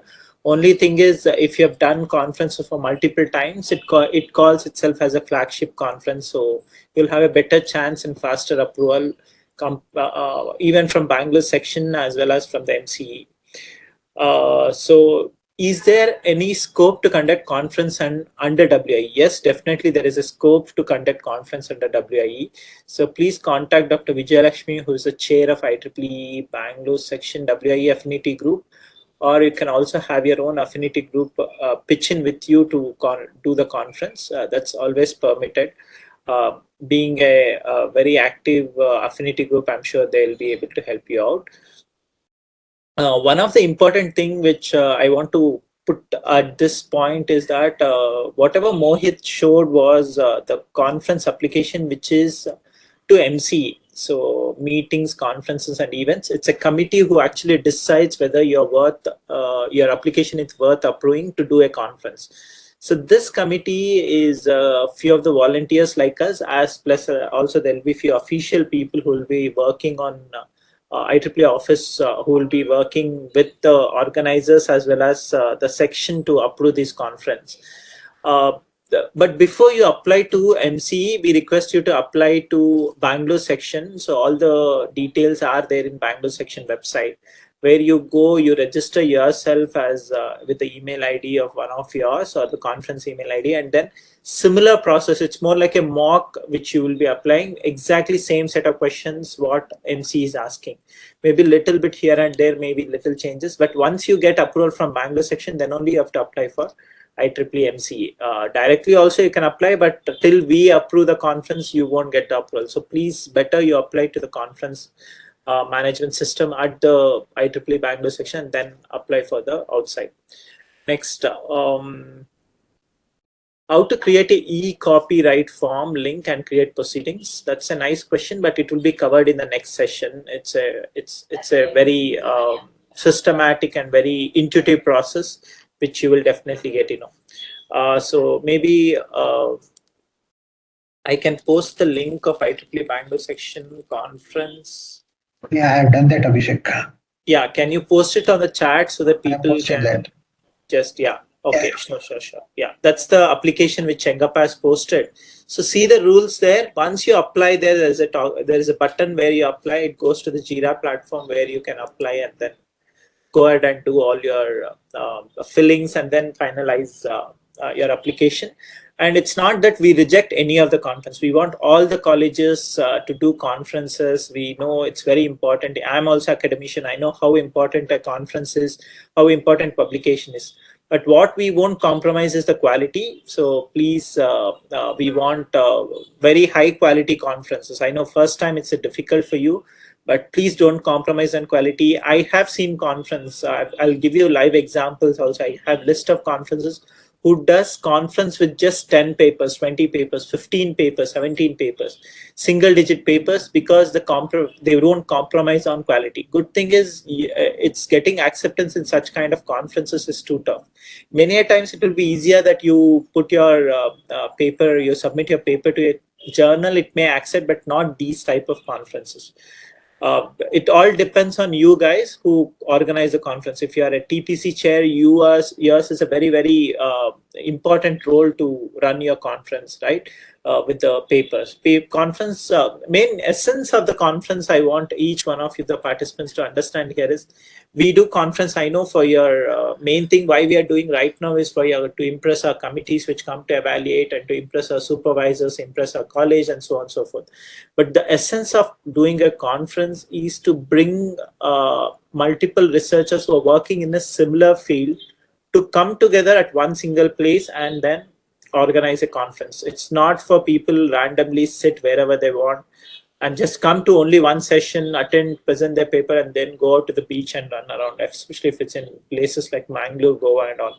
That's also, I know, that's a pleasure which we also want every once in a blue moon. But conference, we want all the people. It's more about debating. It's more about discussing. So if you see the conference papers need not have complete concluding results. You have to give some conclusion, but there may be some open-ended tags which you have to fill it once you go to the conference. You will give your idea, you'll give your perception. There'll be people who can give you some ideas. That's why there are session chairs, other researchers in the same field. That's what you should grow your conference into.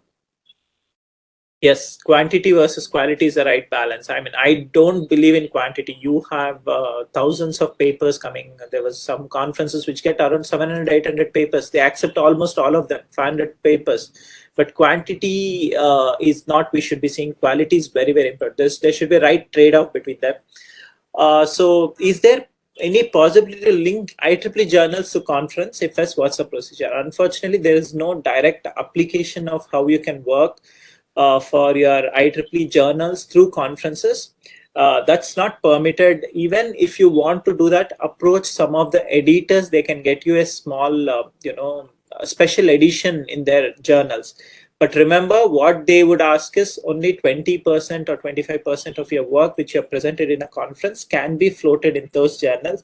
Again, the peer review process, everything holds good. Only thing is that 25% plagiarism is allowed in such kind of journals. Your extension of work, definitely you need not ask anyone, you can directly apply. But that's a well question, and many of the other publishers other than IEEE do permit such kinds, but in IEEE, it's not directly permitted. Even if it's permitted, they have very high standards of cut off what we have. Can we read when we run conference in 3 different tracks for 3 branches: EC, computer science, electrical, electronics? Yes, it is definitely possible. There may be some of them. So one more caution I want to give. I've been managing these conferences since maybe 7-8 years of Bangalore section in one or the other capacity.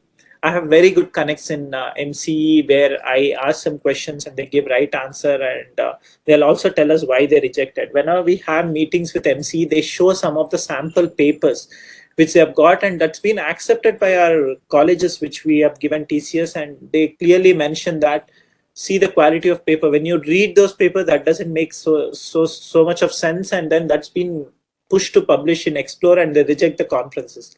When we try to appeal and try to support the college, it will be sorry figure for us. So please have the quality in place. Having said that, don't have whenever you select your topics. Mohit was talking about topics. Vasudev sir, Chengap, everybody were talking about topics which you can propose in your conference, but please ensure it aligns with one or the other society which you are working on. For example, if you're working on, say, if your conference is anything and everything, I mean, I've seen many conferences that put all the things in the world and they accept it, which is a strictly no. You have something like, I've seen one conference who said, we'll do some spirituality in engineering. I don't know in which society it fits. How many societies are there in IEEE? We have almost 39 societies, different councils, all those things. Please ensure that you have all those list of societies, and do they align with the themes or the work which the societies do. If you are doing something in arts, unfortunately we don't have anything directly on arts in IEEE, any of the societies, so that's not permitted in IEEE. So what kind of topics you can choose is very easily dealt by seeing the conference societies. So how it happens is whatever publication your Explore has after your conference, that will be tagged to few of the societies. They'll manage your publication indirectly, which means that any good, bad, ugly of the paper will be managed by respective societies. So have target of societies in mind, which society aligns. So if you are want to do for 3 branches, electronics, computer science, electrical, yes, you can go ahead and do it, but have some topic where all 3 of them can contribute. Don't have 3 different topics. Have a major topic, like you see Connect, there is a common theme and then different societies contribute. Similarly, have a common theme and all 3 departments can definitely run. How is the registration fee fixed? There is no formula, but your budget, your finance chair comes into a picture. Talk to your finance chair, ask him to budget, him or her to budget a proper budgeting such that what are the expenses it will come. Include your expenses if you're paying something for IEEE, like we charge 1,10,000 as processing fee, like almost $1,450, $22 per paper for it to appear in Explore. So account that, what are the food expenses, what are the venue expenses, any other expenses, mementos, travel of speakers, so on and so forth. You have some number. Assume that you accept around 50 numbers or 100 numbers. So divide that. Don't make too much of surplus. Surplus is for your next year conference, some seed money for your next year conference. Don't make surplus. I've seen colleges who just do like a 10 lakhs conference. I've seen last year in COVID times, they did online conference. 10 lakhs, they generated revenue. Expenditure is just 20,000, 30,000. Why? The conference platform, and then maybe some mementos to volunteers, goodies, and all those things. Maximum 1 lakh, 9 lakh surplus, I mean, which is actually not good idea. Have 20 to 30% surplus, which will be a seed money for your next conference if you want to do. So based on that, you fix a price and always ensure that IEEE members get the benefit. So you are doing for your IEEE members, right? At least we expect you to give 35 to 40%, 33% usually, but 35% you give discount for our IEEE members. That's when they get motivated and become IEEE members. Student members, give it as low as possible, because students, many of them, they don't have funds from their professors, their college. They want to publish their conference papers in IEEE conference, IEEE Explore. So give them as much as discount as possible, give very subsidized cost, and then try to manage your expenses within that. So how do we get keynote speaker? IEEE regional chapter support. Yes, talk to your respective society chairs, and also you can reach out to Bangalore section.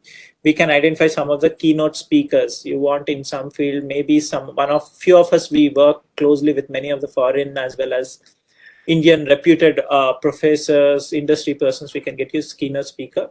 In terms of their expenses, you have to manage. There's something as distinguished lecture program. You can't invite for them for a conference, but you can organize a lecture, pre-conference tutorial or something like that, and call it a distinguished lecture. That will be taken care by the IEEE go to respective societies which you're working on, or respective theme which society is working on.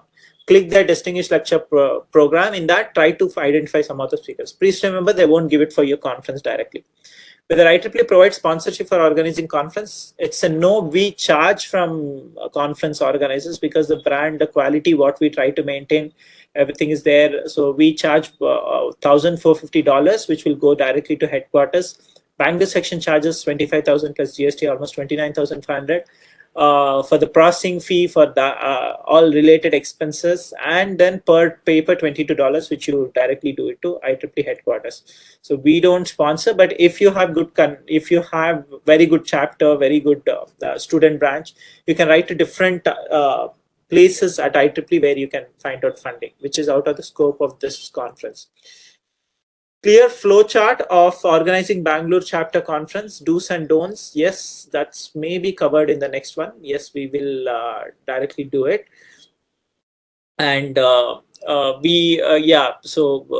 just to reiterate, the 25,000 plus GST, what we do is we also send e-notice. So for example, you want to reach out to all Bangalore section members, 10,000, 12,000 plus members, some Arias members have altogether 15,000 members. We charge 25,000, where we send 2 free notice. We depute some of the conference members on random basis to check the quality of your journal. We help you in organizing. We answer all your queries, all those things. So it's just that financially managing, and it goes back to the benefit of the members of IEEE. So in recent norms, IEEE any engineering college, how to organize IEEE conference minimum. Okay, this is very vague question. How many number of papers? Yeah, this is one more caution I want to give. I get a lot of this question saying how many number of papers are allowed, how many number of pages are allowed. One thing, number of papers, unlimited. If you're a good author, if you have potential to write many papers, and your conference paper has a bandwidth to accept them without compromising quality, you can put any number of papers. Usually the organizing committee members should not put in their own conference. It will be very much biased. It's not ethical as well. But having said that, how many number of pages for each paper? I've seen some of the conference, they charge after 6 pages. They charge after 8 pages. IEEE, anywhere it doesn't give you any guidelines or any rules saying you have to publish in 8 pages. 10 after 8 you should charge. That's only why do people charge in conference if you put additional papers, is to make sure that you stick on to number of pages, you follow the rules. Shorter the paper, more the readers, more the people will try to read your paper. If you put like 20-30 papers, then it becomes a book chapter rather than conference paper.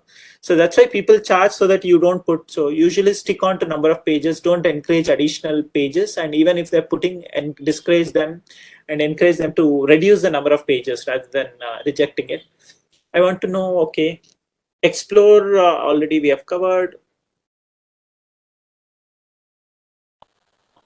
Okay, article plan for organizing IEEE, action plan. Okay, there is maybe I have we have your email IDs. We will send you the one of the link where it gives exhaustive list of what you should be doing at conference. Actually speaking, ideally you should be planning your conference for 18 months of time. So if you're planning a conference after 18 months, today you should start, because the process is so exhaustive to make sure that the quality is good. But we give a relaxation saying, yes, it's very tough to have. So we give you like 12 months or 10 months. Below 10 months, we usually reject your conference because you won't get sufficient papers. You'll keep on increasing your deadlines, and you will accept the paper even 1 day before, 2 days before, which is really not okay. Right? So how to attract people to submit good quality papers for the conference organizers? Yes. So one is stringent your process for your TPC, your peer review process. Have people do training for your reviewers saying, this is what I expect, this is what I don't expect, this is what you should be. Write elaborated review. Give it review, something like which you give it for journals, for your thesis, and so on. That will increase the confidence in the author saying, yes, if I put this paper, they would have done quality review. They'll increase the stature of that your paper. They'll increase the quality of your paper, and then they will publish it. And second thing is, do good publicity. Don't concentrate on quantity, only concentrate on quality. I am very much for it. Even if you're doing conference with only 10 people, 10 papers, I really love those kind of conference because you would have done really good work.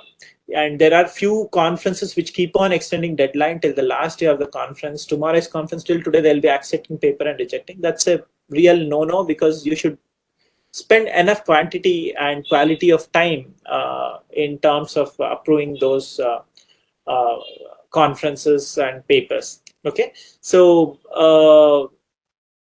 there are a few more questions in the chat box. I will just read out which are relevant. So time range between, yeah. So what should be the ideal time range between acceptance to CRC submission? So acceptance to CRC, okay. See, usually you should follow one timeline. See, I mean, I'll tell you all ideal. You can reduce it, give some buffer, and then realize. So 18 months is what you should be thinking of to plan your conference. Today you plan 18 months you should have, which is almost 1.5 years. And then after, in the first 2-3 months, form your committee, make your website live, give some teaser publicity and all those things, saying this is the conference. Pick good quality of people, take consent of all the conference organizers, try for sponsorship, initial sponsorship, all those things. Next 3-4 months, you should be concentrating on applying all the formalities required for your paper publication, for your conference organization, venue booking, all those things that you should ensure that you have. You don't believe ICAS 2025, we had bidded 3 years ago. So it's usually 5 to 6 years, because the number of people who attend the conference is 10 to 12,000. It needs lots and huge number of planning. So 5-6 years is what bidding time it is. So if I want to organize ICASP now, it's not possible. I have to plan for 5 years later, then I can do it. I don't know what all things will change after 5 years, but that's how they meticulously plan. I'm just giving one big example. Sensor conference is another one.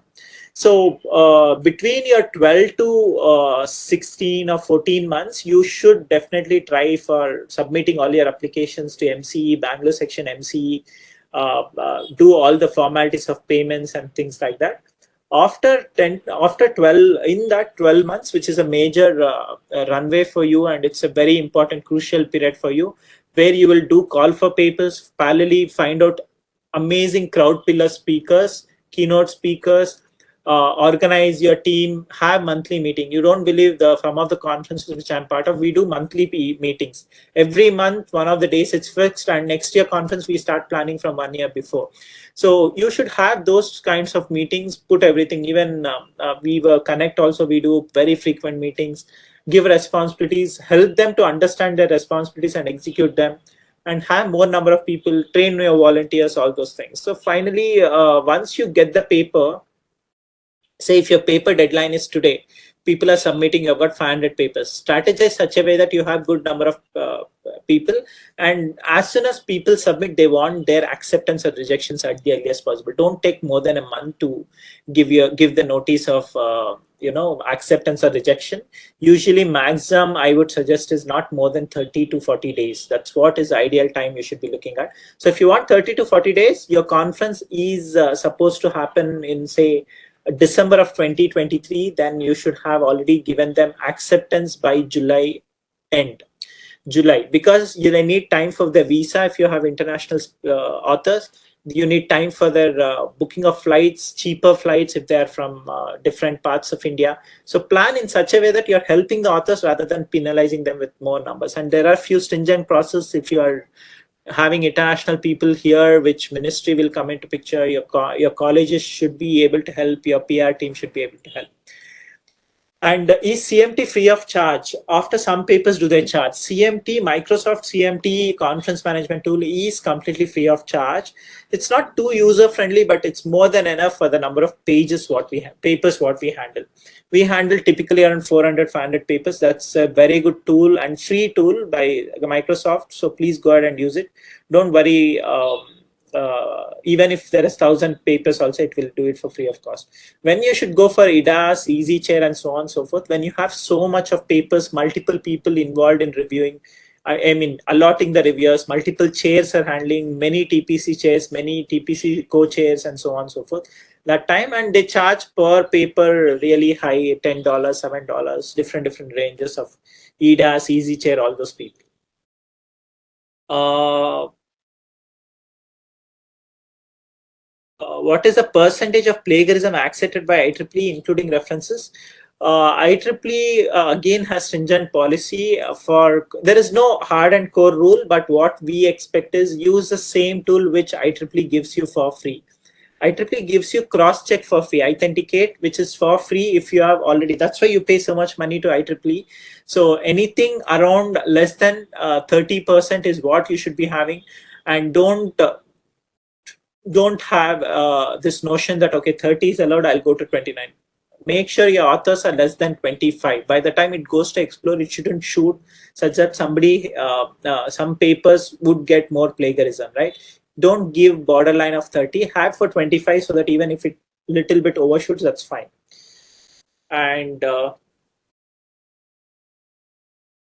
copyright will be next session. If we get more quality papers and maximum are accepted everywhere, in that how to filter the paper. All are quality papers, I have no issues. I mean, if you are having like 100 papers you have got, almost 90 papers are of quality, very high quality, then go ahead and accept all of them. There shouldn't be any issue if you have if you think that I shouldn't be accepting so much of papers, and don't have that notion in you.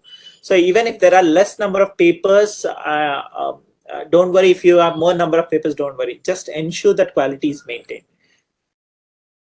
CMT, there are a lot of tutorials about CMT. Please go through it. It's not a tool from IEEE, but it's very nice tool for you to manage your conferences. Even IEEE has its own tool for managing your papers, but it's expensive. You have to pay money for that. And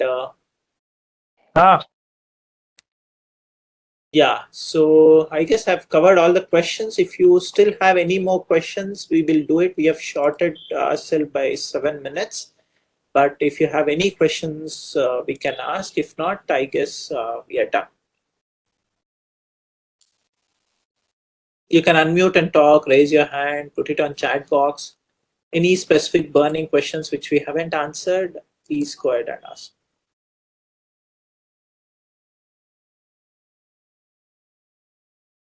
Are you guys still there, or there is no noise in the room? Oh yeah, I'm also waiting. So there are. We are here. We are listening. We are listening. Okay, amazing. Thanks a lot. Yeah. All right. Very good session. It was wonderful session. We Sir, we got I have one complete question. information. Yes, sir. Sir, Yes, sir, yes. in one of the conference, pre-conference plagiarism was below 20%, and post-conference we have observed more than 40%. In this case, no, is it necessary to refund the money, or else what will be our plan of action? Sir, what you do is, see, that's why I told you, have stringent policy on plagiarism as well as quality. There was a big debate between IEEE, even we were involved, where they said even there is a more number of plagiarism also, you can accept the paper. Okay, concept of plagiarism we should understand first, that is it copying, or there are two types of copying: greedy copying as well as needy copying. But however, plagiarism is a strict policy in IEEE, but there were few recommendations saying even if there is more than 30, we should not reject the paper, but we should see the content of the paper and then ask them to reduce the plagiarism. But many of the conferences, including many of the major conferences, what we do is we just reject the paper outright if it is more than 30%. We'll not even see what's there inside. But that was strongly objected by IEEE in some time ago. But later we saw the quality of the paper and also the plagiarism. If it is like 70-80% plagiarism, it's obviously you reject it. If it is less than like 20, 30 or 40 also, you can still see the paper. If it is worth publishing, ask them to reduce plagiarism and do it. Having said that, coming back to your question, I know when you accepted it was 25, it can't go. I mean, till you publish it shouldn't be more than 6 months. See, while you say today is your conference, it has to be submitted within 1 month of your conference. You have to submit your proceedings. Okay, that's the ideal time. After that, we will ensure that it goes to explore, and all this time period should not cross more than 6 months. Why we shouldn't cross is because somebody would have written something similar article like yours and plagiarism will increase. So have the ballpark of 25 to 30, and if they accept, what if it gets increased? It shouldn't get increased ideally. Maybe that person has shared his paper with someone and somebody has written exactly same, which has contributed to 5 or 10% more. So at that time, you need not refund the amount to the author. What you can tell him is given another option before you submit your proceedings to reduce the plagiarism and resubmit it even after the conference. That's also okay, but not for all cases, very typical cases. Yes, reference section also shows plagiarism. I'm talking this 25-30% is including references. And please do use Authenticate. That's the tool, or cross-check. That's the tool which is available with IEEE, which is free of cost for all the organizers. You get access to that. You get email about that. Do not use plagiarism, other tools like Turnitin. I know all of us have access to Turnitin. Authenticate or cross-check is even more powerful than Turnitin. Having said that, I'll tell you one more case about plagiarism. We saw 0% plagiarism, I mean almost like 20% plagiarism. Later, our reviewers were so smart that our cross-check didn't give that. Turnitin didn't give the percentage. Our reviewers were so smart. When they were reviewing the papers, they were Googling something. They found almost exact paper from one institute, which had almost 60 to 70%. Then we did little bit of converting it to a Word from PDF, put it in the plagiarism software. It was giving 70-80% plagiarism. Once that was flagged by one of the reviewers, then we alerted all the reviewers. We also, TPC members, what we did was we saw the affiliation of the college. I shouldn't be naming, but I won't name, but that affiliation, we again did a lot of very stringent screening. Same thing was repeated by the same author and few other authors from the same affiliation. Entire paper we rejected, giving the same reason, and told them this is not ethical, this is not good practice. We educated them. We didn't shoot at them, but we educated them saying this is not okay. Probably without knowing what is plagiarism, they have done it. They have already published somewhere in the journal. Our plagiarism software didn't catch, but our reviewer caught. So that's why always you need human versus your chat GPT or any other AI tool. Human is the best AI tool I have seen in the world.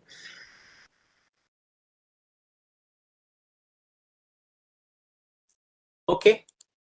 Looks like all of you are comfortable with this session, and we will again see you in the next session. I'll give back the mic to host for taking the proceedings further. Sure, Abhishek. Thanks a lot for covering all the questions. It was wonderful. And if people have any more questions, you already have our email address from where you got the links. So please feel free to reach out to us, and we'll ensure that we cover the remaining questions in part 2. Just before you head off, and we call it a day today, just for the information of all the people, we will have second part of this on 11th February. 3 p.m. to 5 p.m. again, the same time. And this is the agenda. So we'll talk about the conference application submission. This will cover 2 aspects. One that Abhishek told about how to apply for technical co-sponsorship to IEEE Bangalore if you fall in this particular region of IEEE, and also how to submit to MCE, a sample of which I was demonstrating today. Then we'll have some inputs on how to promote conference and apply for sponsorships. What are the avenues from where we can actually get some sponsorships. Then conference execution. Here is where we will talk about CMT. We'll talk about e-copyright that many people were discussing today, keynotes, tutorials, presentations, review process, and stuff like that. And finally, how do you prepare and submit the conference proceedings, and within what time you have to submit? What are the things to be taken care? What are the tools available that can help you in preparing the conference proceedings? So that's it from our side today. Thank you once again, everyone, for joining this session and staying back with us. Yeah, we will send you. Sorry, you want to say something? Before that, can we have group photo of all of them, please? Yeah, sure. Yeah. I'll stop sharing my screen and just wanted to say that we will be sharing a feedback form with all of you, those who have attended today. So please take a moment again to fill up that form, and you may all switch on your camera so that we can have a photo. Saturday afternoon, none of us want our cameras to be switched on, but yeah, please go ahead and switch on your cameras. Right.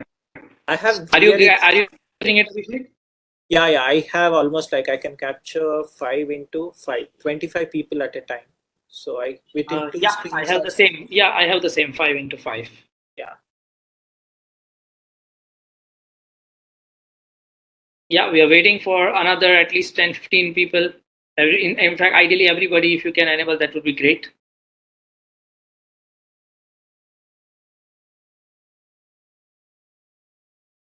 Many of you are still in office. Yeah.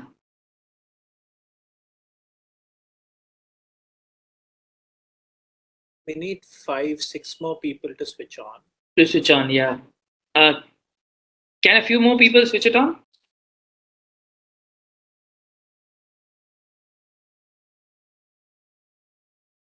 Yeah, we are coming in another 6 people. And those who have kept it on, please keep it on. Okay, smile 1, 2, and 3. I'll take a couple of more. Keep smiling till it hurts.